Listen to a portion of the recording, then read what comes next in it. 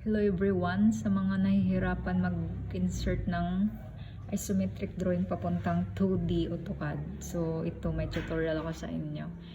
Nalalaman ko lang din to, so isi-share ko rin sa inyo. So ang unang gagawin ninyo, tulad nito, na-insert ko na siya sa 2D na CAD. So ang unang gagawin natin, punta tayo dito sa plus. Nakikita nyo yung plus, katabi ng pangalan ng file nyo. So i-add nyo, drawing ka lang tayo dito.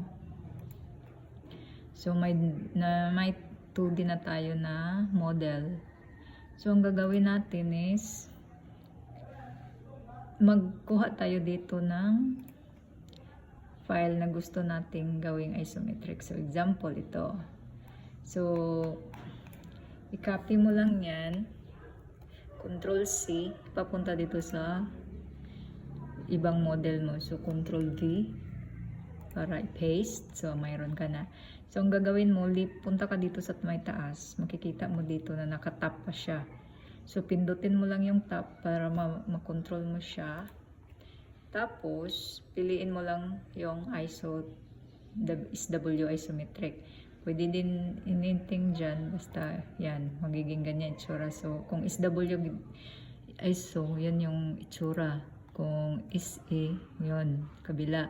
So pipiliin natin yung SW. So since naka 3D na siya, dyan pwede ka na mag-drawing. Example, maganda tayo. So example, itong host babe, yung ano niya, naka-align na siya sa 3D. Naka 3D na siya. So, hindi ko na lang itatry na mag-drawing dyan kasi may nagawa na ako. Pero, ang ano lang natin concern is paano natin ito. Galing dito sa isometric, ilipat doon sa 2D. So, ang gagawin mo lang dyan, pag naka-isometric na yan, mag-command ka lang ng UCS. UCS, tapos enter, tapos input letter V.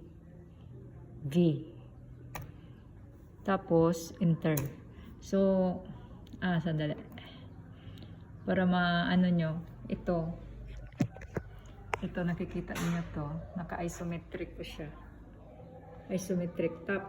So gagawin natin 'yan. Dapat naka 2D siya na top. So 'yun ang command. Yung command natin is UCS, enter, tapos letter V, enter. So napapansin nyo yung kanina